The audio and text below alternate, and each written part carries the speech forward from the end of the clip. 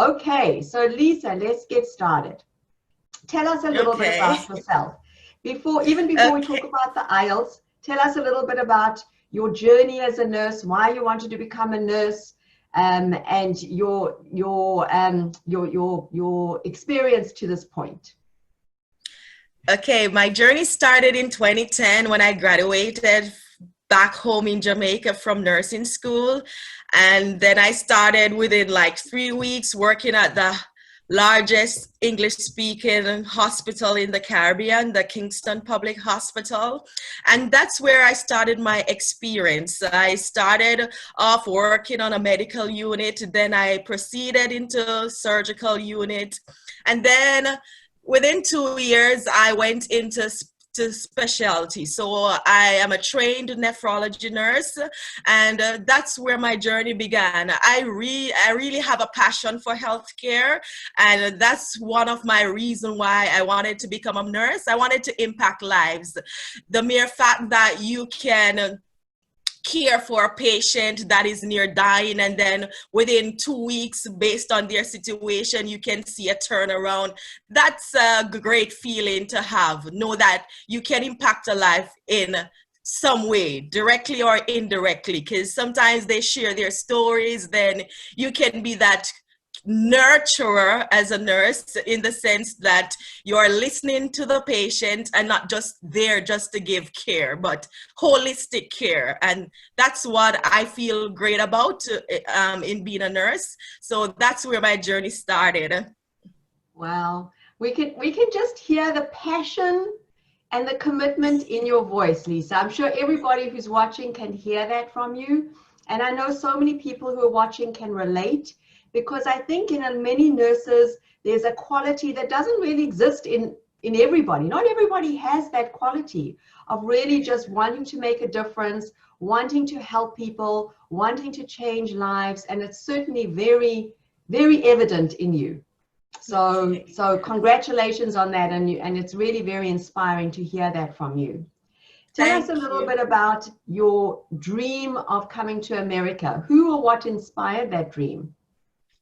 Well, first of all, back in my home country, as a developing country, we are not exposed to resources like the developed world. So I was intrigued by the technology that is out there and a different aspect of nursing. So I just don't want to just read and have that imagination. I'm like, wow, I want to experience this. So I wanted to see the different aspect of nursing in terms of the different resources that are available, and also the opportunity to work in another culture, the diversity that exists in America. Then yes, you can practice like culturally competent nursing.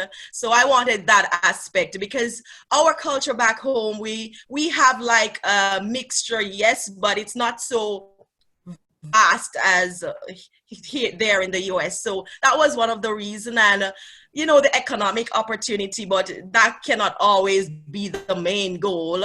I also wanted to gain more knowledge in terms of learning, the new learning experience that comes with all of that. So that was one of my main aim. And then you have all access to all the resources in terms of when you have that economic opportunity, then you can gain that advantage to advance yourself. Because I'm currently pursuing my master's. So yeah, back in Jamaica, it would be more challenging in terms of economic wise. So yeah. Wow. Well, so a Yeah. multitude of reasons, but I think it seems like it's the opportunity that really is what was driving you and is so exciting for Yes. you to want to experience. Yeah. Okay, Yeah. good. Okay, tell us about your experience with the IELTS. Okay. Listen to her voice, IELTS. everybody. Okay. Yeah, Let's get IELTS. into So this. my preparation, because as I mentioned just now, I'm pursuing my master. So I had to balance between the two, because I have tight deadlines for that. And then I set myself within a month that when I wanted, because of the COVID, they were postponing the dates. And then I I booked a time, and then what I did, my strategy, I took English because I'm in Canada, and to become a permanent resident here, you had to do English, the general. So I had a slight idea. I know it's not the same, but it's basically similar because I know I would have to do the academic one. But I found reading, it can be the most challenging part of the exam because you have all those paragraphs. So what I did, my tips to test takers, you have to identify what area is your weak point. And once you identify your weak point, then you can start focus on that area, and just not, if you're strong in the speaking, don't focus too much on the speaking, because if you can ace that, then I would say focus on the area that is a challenge to you. So for me, I knew that with the reading, it can come with a lot of paragraphs, and there are techniques that you need to know in order to read those paragraphs, because you cannot spend the whole time reading line by line. You have what is called skim and scan. So you have to skim and scan those paragraphs to get a gist of what each paragraph is saying, that you can look at the question and just pinpoint which paragraph this is actually talking about. So that's one of my tips. So I focused on the reading. I developed my strategy in order to go in there and don't waste all of that time reading through all of that paragraph. So that was one of my technique that I use. I know with the speaking, I would say with the speaking, if you are like a reader, then the speaking would not be a problem, because if you read articles and you read news every day and you listen, then that's what the speaking is all about. They just want to see that you can engage in a conversation about a topic. So that's what it's all about. Someone joining us, Lisa. Then we can know it's live, right? Yeah. So those are really interesting strategies. So just talk us through a little bit when you said you realized which was your weakest point. How did you realize that? Did you do like an assessment? Like what did you just know that about yourself, that the reading was your weakest area? Well, as I said before, from my experience doing the general English, I realized that the reading, it takes time, and in terms of reading all of those paragraphs. So I said, I know taking the general, the academic must be similar. And yes, it was even more longer. I realized the paragraphs, I'm like, woo. So I said, when I got those practice tests, from when I paid for it, they would send the practice test. So I just selected the reading. I had an option to choose the English, which aspect of the exam I wanted. So I said, I'm going to select the reading. So when I realized there are a lot of tricks, it's not really trick, I would say, but there's a strategy, because there are some things that will, like distractors in there. Some paragraphs, what they ask you, like the questions, they are not mentioned in the paragraph. So if it's not mentioned in the paragraph, there's no point choosing that. You just select the option that says it's not mentioned, because you cannot like go into the speaker's mind to see. So if it's not mentioned in the paragraph, do not choose it. Okay, interesting tips. Any other tips or pointers that you can think of specifically for the reading side that you encountered and that you practiced? Yeah. Well, I'm trying to think back now in terms of the reading. As I said, yeah, the paragraphs, there are some points of it is like paraphrasing. So in the reading too, if they ask you a question and it's one word, even if you put a or like a boy, do not use two words. If they ask you for one word, use one word. So don't use more than, because it's going to be incorrect, because the computer is looking for, because I did mine on computer based. So, or they're just looking for one word. So do not use two words. Okay. So that's a good tip, everybody who's listening. Thank you for that. Yes, because you're going to be marked incorrect. Yeah. So okay, if they ask for one word statement, one phrase, just choose that. Okay. Lisa, one of the biggest issues that a lot of nurses experience, especially now with COVID, is time. It's so difficult. You know, it was difficult to study for the IELTS at the best of times before COVID, with work and family and all the other distractions that we all have in our lives. But now during COVID it's even more difficult. Can you talk to us a little bit about the timing? Like, did you have a certain amount of time that you spent on it every week, every day? How did you structure your time, and how did you maximize that?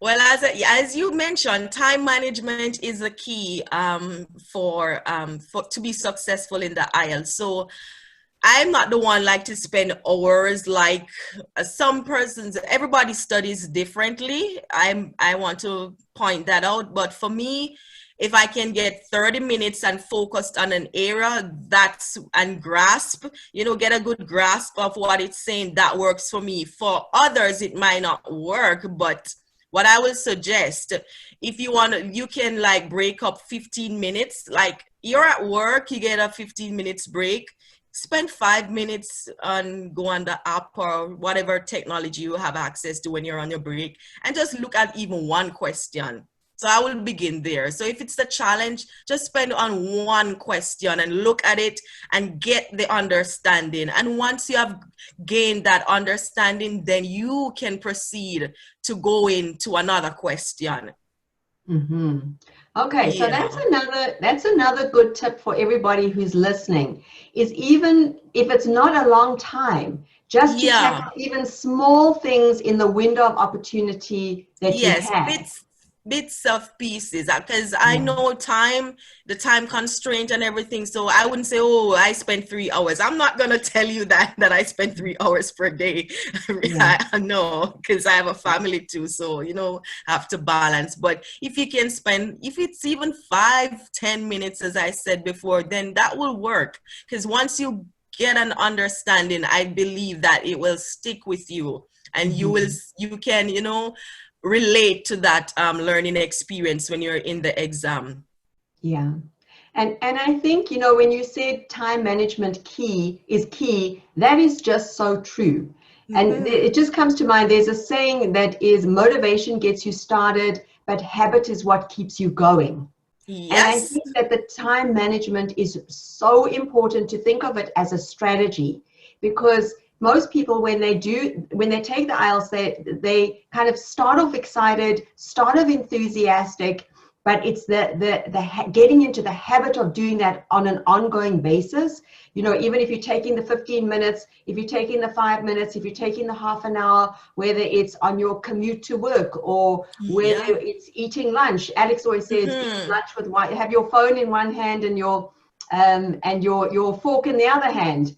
While you're eating. So just having the strategy and planning it out, I think is really, really important. Yes. And I do have a tip for the writing. Okay, the writing aspect. They will give you like a graph, and that's where the critical thinking, and as nurses, you have to be critical thinkers. So what they are trying to get from you is, are you able to identify, and analyze situations. So for the graphs, you just have to pinpoint certain, what are the things that just pops out at you when you look at the graph. When you're looking at that bar chart graph or whatever graph they will present, what are the main ideas? What are the things that you are seeing that comes out at you? Just like when you're assessing, it's similar like when assessing a patient. The patient comes into ER. What are some of the things, the red signs or the warning signs that's coming out? So I would say just convey that to the graph reading. You see the highest point on the graph, and for example, you're looking at, for my exam, I got like a community with houses and the years they were built. When I look at it, I realized that in this year they were not like flat duplex type houses were not common in this type of year. So they are looking like is this person able to recognize these facts? So with the writing, they give you a word limit, and don't go under it because you're going to be marked down. Try and go above it, because that's the key. And as I said, if you are a reader, then thoughts will come to you. And the other writing aspect, they give you an idea about my idea, they were saying about traveling. What about traveling? If you think you should travel, or do you just watch television? That's a good topic you can talk about. So if you read and inform yourself, then writing, it comes natural in terms of writing stuff. So you want to grab your reader's attention. I remember when I was doing English at the university level, my lecturer always say, always have a grabber. So when somebody starts reading, just like a journalist, be like a journalist. You want everybody to grasp your story and have an eye watching you and reading you. So do that with the writing. Grab the readers, the examiner attention. We love it. Well, you've certainly got our attention, Lisa. You've certainly got our attention. And I love that analogy about the nurse. I've never actually thought of that before, and I think you're so right. The same skills that you apply to your nursing should be applied to when you are tackling these tasks.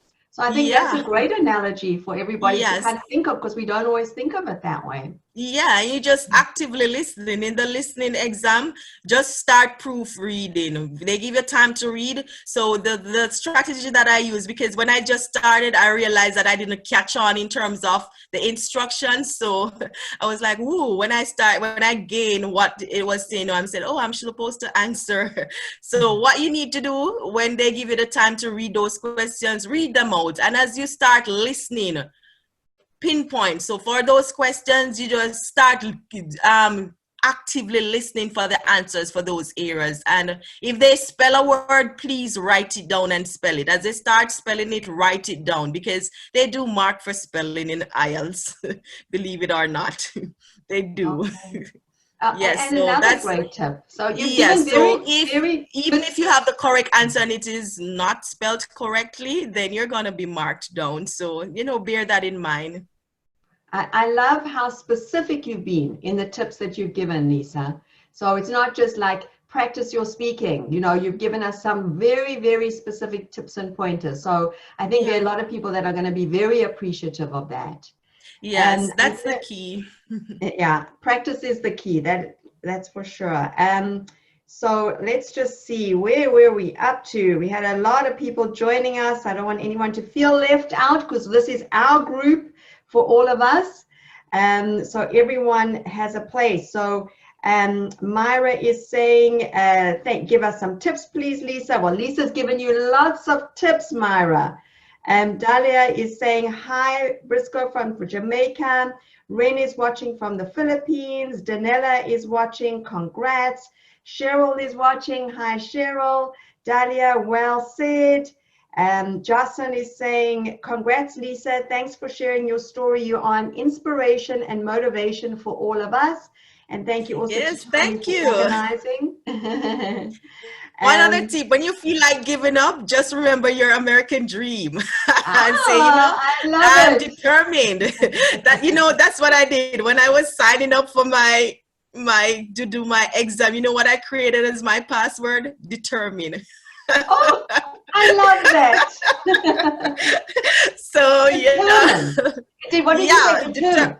Determined. Yeah, determined. So don't let nothing distract you. Even don't tell yourself I don't know English. Own the language. Just as though you might speak Tagalog or any other language, just own the English language. It's there for you. Just own it and love it, and you will learn the English. You are so inspiring, Lisa. You really, really are. You know what's coming through so clearly is your confidence. And your confidence comes from practice, right? And from being determined. Yeah. That's everybody can learn from you. Milanis is saying amazing tips. And Nuju is saying, hi, I'm from India. Arlen, wonderful. Thanks for sharing your clear tips for passing the reading section.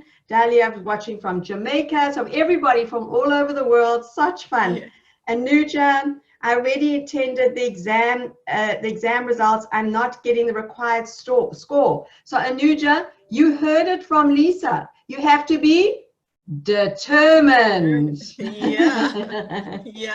Probably, as I don't said, give up. Yeah, probably what I probably might why some persons aren't successful. I said maybe you're not spelling the words incorrectly, or whatever area you see as your weak point. Just spend some more time in that area.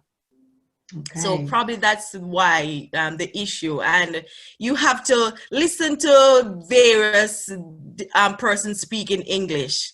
That's what I would say. Just not just the American English, but the UK English, the Canadian English. So listen to a various amount of speakers, so that when you are listening, you don't feel distracted, because it's not just when you have to remember when you're in nursing in America, it's not just Native Americans you're gonna be talking to. You're gonna be talking to persons coming from around the world who immigrated to America. So you have to grasp the English in order to confidently relate with your patients. That's so true. And I'm just thinking of Avon, who was one of the IELTS heroes. I think it was 2 weeks ago. She said that she loves horror. I don't know why, because I wouldn't like horror, but she loves horror. And she was listening to podcasts on horror. So that was her way of listening to people speaking English. And you've got to find your way. Each of you have got your interests and your hobby. Find something that's interesting to you and listen to the podcasts. A great way to practice that. Okay, we have so many people thanking you. Anuja's asked, can you give us some tips on listening, Lisa? Oh, yeah. So for the listening, as I said, listening is just not just listening. You have to be an active listener. So you have to be engaged with the presenter. So I don't know what format you will take the exam. I did the computer based, so I had my earphones on. So as you're listening, as I said, there are questions there. So when you proofread those questions, you have an idea of what to expect. So please proofread the question. So as the time starts with the listening, then you can say, hey, I'm listening for this answer. So as you see that answer, you can always jot it down. So that's one of the key for the listening part. You cannot over listen, although there's no such word, but try to see the questions and look out for those answers when you're listening. So if they're talking about a red car in the presenter, listen for that. Look and listen, zoom in on that area where they're talking about that particular subject. And once they move on, do the same for the next question. Actively listening for that aspect, what they're asking for in the question, because there's not a lot of questions in the listening. And they go pretty fast doing the listening, so you can't have no time to be distracted. Well, there you go, Anuja. So Lisa's answered your question. Thank you for raising that question. And Lisa, thank you for sharing those ideas and pointers in that regard. Not a problem. Last question to ask you is, how long did you study before you took the test? Like a length of time? Yes. How many weeks or months? I don't even have a time frame, because as I said, I took the like 15 minutes, 20 minutes each time that I got the chance. But I would say probably it was a month or two before I started. But it's not like a continuous time in terms of, I did the various little time, but I've mostly focused on the reading, as I said, because I know that era was my challenging era in terms of all those paragraphs. Well, that was your challenging area, but you were determined. Yeah. And because I know those paragraphs, sometimes there are so many sentences, and some of them are just to detract you from the right answer. So yeah, you can all do it. If I did it, you can all do it. Well, I know that everybody watching you, Lisa, now is so inspired by your story. You are truly an IELTS hero. We love your confidence. We love your positive attitude. We love your determination. And Yeah. we are just so grateful to you for sharing with everybody. And we thank you for your time, and thank you for everybody who is listening. And we wish everybody all continued success with your IELTS studies, and hope that you can learn from Lisa's determination. I love that, Lisa. I think it was just perfect. So I think that everybody can learn from Lisa's determination, and don't give up. The IELTS support group was created for you. This is our gift to you. This is our way of paying it back for for all nurses, not just Connetics nurses. This is for everybody. Share this with your friends, share this with your colleagues, and do the work. There is unfortunately no easy way. It's not like we can say there's an easy wand and we can just snap our fingers and you'll pass the IELTS. You have to do the work. And that's where it's important to create those habits and to look at the progress, to have a strategy, as Lisa shared with you, to take note of the pointers and tips that Lisa shared with you, so that you can successfully pass this exam and never have to worry about it again, like Lisa. Yeah. Thank you so much, Lisa. We look forward to seeing you in the US, and we really appreciate all of your information, all of the pointers and tips that you've shared, and we wish you continued success.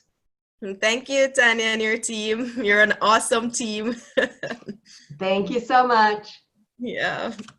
Thank you. Bye-bye. Bye.